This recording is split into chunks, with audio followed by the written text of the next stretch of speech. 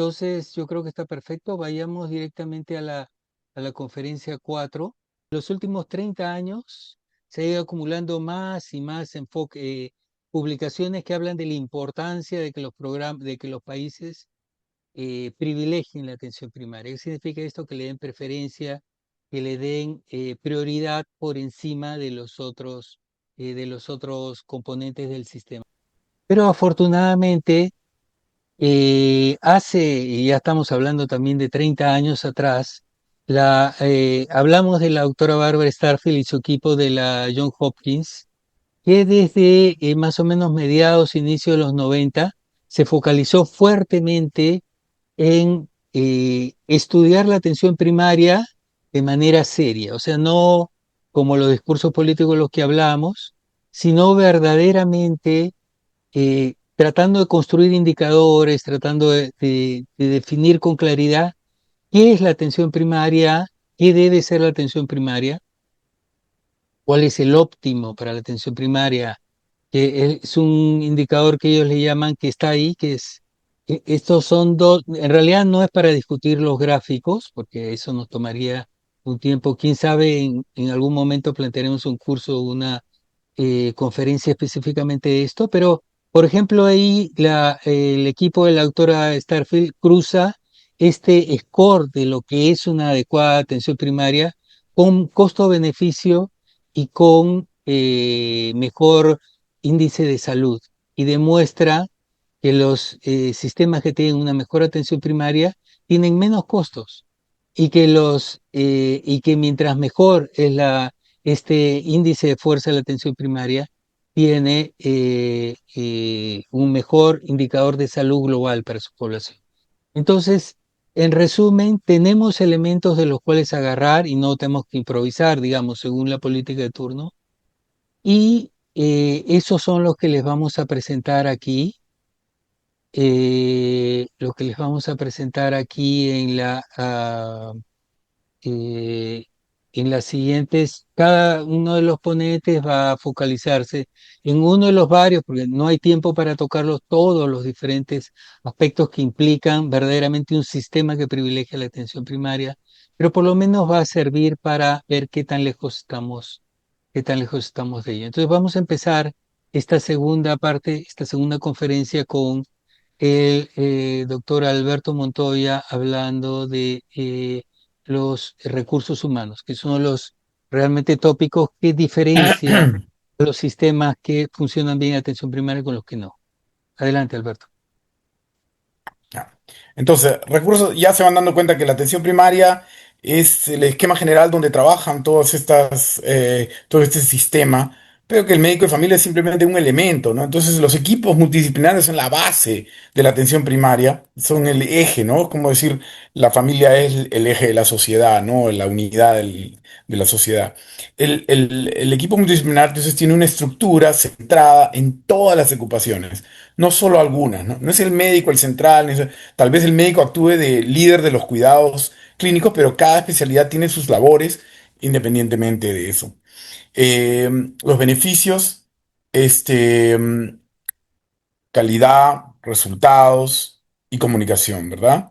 Eh, eh, Se mejora la coordinación de los servicios porque como es un equipo están conversando sobre las necesidades del paciente y van llegando a una mejor solución para el paciente. La participación de agentes comunitarios, o sea, no solamente el equipo que viene del ministerio, del hospital, o de donde sea que venga, sino que también están agentes, los promotores de salud, agentes líderes de la comunidad, todos pueden participar, los que estén dispuestos y los que son invitados también muchas veces. Una de las cosas no, por ejemplo, formación continua, si no ofrecemos todo esto, va a ser muy difícil retener a los miembros del equipo, ¿no? Especialmente los que están mandados pues, a zonas rurales, alejadas, ¿no? Vamos a pasar a la formación y la distribución de los médicos de familia, ¿no? Con ese enlace. Las competencias que debe tener el médico de familia, ¿no? Ya basado más, ya centrándonos en un componente del equipo, ¿verdad? Es básicamente tener competencias sobre la persona, cómo tratar a una persona, cómo manejar todas sus necesidades, todos sus quejas, sus problemas, y cómo ayudarlos, ¿no? Y cómo entenderlos y, y hacerlos participar de esa, de ese proceso, ¿no? Obviamente la evidencia, la colaboración interdisciplinaria, ¿no? Que estamos diciendo que la fragmentación es terrible. Bueno, el médico de familia hace el puente, ¿no? Eh, los roles de los líderes, eh, ¿verdad? Los tenemos básicamente, muchos de ellos, el médico de familia, ¿no? En los equipos tenemos que tomar el rol de liderazgo para manejo del paciente, porque esa es nuestra especialidad. La atención integral, continua y coordinada, ¿no? Todo eso debemos promoverlo. De ahí la distribución de los médicos, por supuesto, el incentivo es para volverse a una zona urbana, ¿no? Pero le tenemos que, si queremos realmente que funcione un sistema de atención primaria, tenemos que encontrar formas de que los médicos rurales no migren progresivamente a la ciudad y las zonas rurales se quedan mal servidas, ¿no? Entonces, eh, eso es todo un reto, ¿no? Especialmente en el Perú, donde los recursos son limitados y mucho más limitados en zonas rurales. El uso eficiente del personal no médico y esos son los otros miembros del equipo también que no muchas veces no tomamos en cuenta. La optimización de sus habilidades, cuidados preventivos, coaching, todo eso, ¿no? Por ejemplo, acá en Estados Unidos han desarrollado una especialidad, un navegador, ¿no? No sé si ustedes han escuchado y si lo están usando en el Perú, ¿no? El navegador básicamente hace de coach, hace de ¿cómo se llama? Eh, de cómo se llama, afiliado al paciente, está siempre defendiendo al paciente, incluso va a las consultas médicas con el médico, en muchos, en algunos, ya está empezando a entrar acá, ¿no? En algunos sistemas de salud acá, este navegador entra con el paciente, lo conoce, lo va a visitar frecuentemente a su casa y viene con el paciente y lo ayuda a comunicarse. ¿Por qué? Porque muchos pacientes primero no se acuerdan, son ancianos, han tenido problemas cognitivos, etcétera, ¿no? Ustedes saben que manejamos un montón de pacientes crónicos y les sirve mucho ese defensor, esa persona que está con ellos, luchando por él, ¿no? O sea, no por él, pero con él. Después cambio de tareas. O sea, ya tenemos que dejar un poquito de querer hacer todo, ¿no? Tenemos que empezar a relegar ciertas cosas a otros profesionales de salud, ¿no?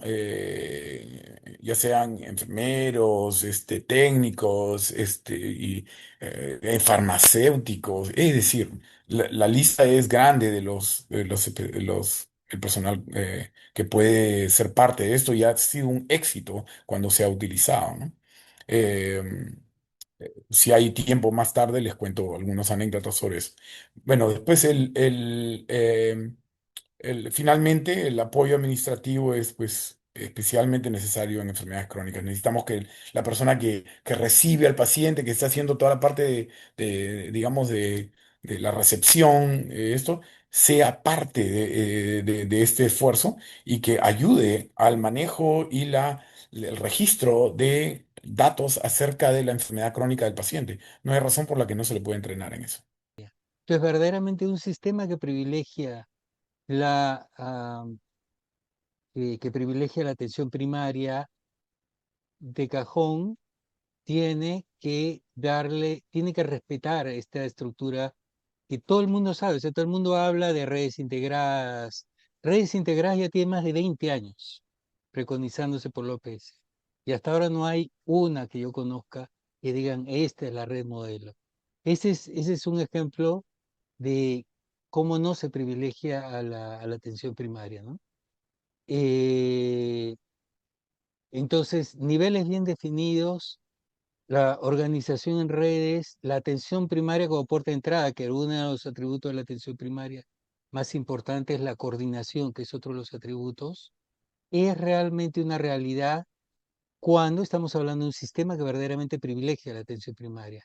Por ejemplo, este esquema que les mencionaba, que les pasé el video de la estrategia de salud en la familia, trabaja con población adscrita, con población definida en lista de adscripción, que es lo que también se intentó en Perú en algún momento, pero digamos que años luz, ¿no? O sea, sectorizar, definir y decir, este es el equipo que va, este es el sector para este equipo multidisciplinario y organizar las cosas de manera que sea su canal de entrada al establecimiento. Sí, entonces la familia, siempre que entra al establecimiento, entra por una enfermera y siempre ve al mismo médico y eso hace, esa continuidad hace que el resultado sea mucho mayor y es lo que se ha obtenido con el precursor de esto fue el sistema británico, pero varios sistemas, por ejemplo, tuve oportunidad de estar en Ucrania a propósito de la crisis que están viviendo y conocer su modelo, y es un modelo en el que la regla básica es la que inventaron los británicos. La plata, o sea, el dinero, sigue al usuario. Entonces, no es que yo le doy dinero al hospital para que vea qué pacientes atiende, sino el dinero se ascribe a la persona y a donde quiera que la persona va, le sigue el financiamiento, ¿no? Entonces, este tipo de cosas, el financiamiento, el pago per cápita, por ejemplo, este tipo de cosas hace verdaderamente ver que el sistema realmente está privilegiando la atención primaria. Una de mis grandes críticas a los esfuerzos por implementar las redes integradas es que empiezan en la gerencia de red, empiezan en los hospitales, en vez de empezar por la atención primaria, ¿no?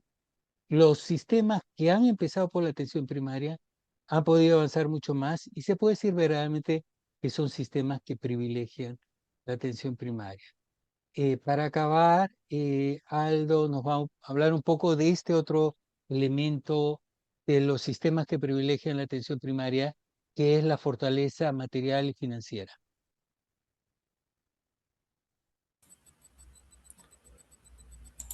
Muchas gracias. Orientando para finalizar, como ustedes bien conocen, se puede tener una formación de primera y las mejores intenciones, pero si no hay recursos, el heroísmo tiene sus limitaciones. Como ustedes deben sufrir a diario, el primer nivel de atención en nuestro país está muy abandonado. Por lo tanto, aplicar atención primaria sin medicamentos, sin equipamiento, es difícil. Asimismo, el acceso financiero, ¿no? Las dimensiones presupuestarias, el manejo a nivel de la red, de la RIS, de cómo está estructurado su región, es bien difícil. Pero, ahí entra un tema que yo conozco por la experiencia, por la formación, la gestión de los pocos recursos que se tienen es fundamental, es vital. Sin ese detalle, o con ese detalle a favor, evidentemente se va a poder hacer una multiplicación de recursos, ¿no? Como, en ese momento no recuerdo el autor, o quizás una compilación de varios autores, un administrador, un buen administrador, bueno, administra, maneja lo que tiene, pero un buen gestor consigue recursos, habilita recursos, en diferentes maneras, ¿no? Presupuesto público, de la municipalidad, privado, donaciones, etcétera. Pero evidentemente un manejo adecuado hace una gran diferencia. Perfecto, Aldo. Ese es en realidad, y ese es yo creo que es un buen corolario. Perfecto. Gracias, Alberto. Seguimos con la práctica de la medicina familiar y aquí el elemento básico, y es algo que, digamos, que tiene relación con lo que mencionabas antes, es cómo una estructura en la que se inserta el médico familiar, en general es lo mismo para cualquier especialista, moldea completamente su capacidad de efectividad o su capacidad de acción, ¿no? En este caso, hay un modelo de atención que desafortunadamente no es un modelo de atención preparado para lo que puede dar un médico familiar. Es un modelo de atención que es óptimo para por eso le llaman modelo hospitalocéntrico, es óptimo para los especialistas lineales que trabajan en hospitales y para los médicos generales que dan la atención fragmentada, discontinua, a la que todos estamos, a la que todos estamos acostumbrados, ¿no? Eh, en el caso que del médico familiar existen la posibilidad que se integre en un modelo y que verdaderamente pueda desplegar todo su potencial, pero desafortunadamente no es algo común. Diversos países y estamos hablando de hace 20 años, 25 años, tratando de cambiar sus modelos precisamente para que explotar todas las potenciales del médico familiar, pero desafortunadamente esto no ha sido posible en muchos casos. Por ejemplo, lo que yo les traigo ahí, que pueden ver en la figura, es una propuesta de modelo de atención eh, en el que encajarían estos médicos familiares, propuesto por Chile, pero en realidad ellos han avanzado también muy poco en esta idea de la estrategia de salud de la familia en Brasil. Este es un programa que, como van a ver en el siguiente slide, tiene ya más de 30 años. Sempre ao seu lado. A estratégia Saúde da Família está maior e mais forte, com mais profissionais para o que você precisar em todos os cantos do país, ampliando o acesso aos atendimentos e diminuindo filas. Está mais perto de onde você vive, na UBS, no bairro. Prevenindo, tratando e cuidando, até na sua casa. Porque cuidar de perto das famílias brasileiras é fazer um Brasil bem cuidado. Procure uma unidade básica de saúde e saiba mais. Saúde da Família. Onde tem família, agora tem mais cuidado.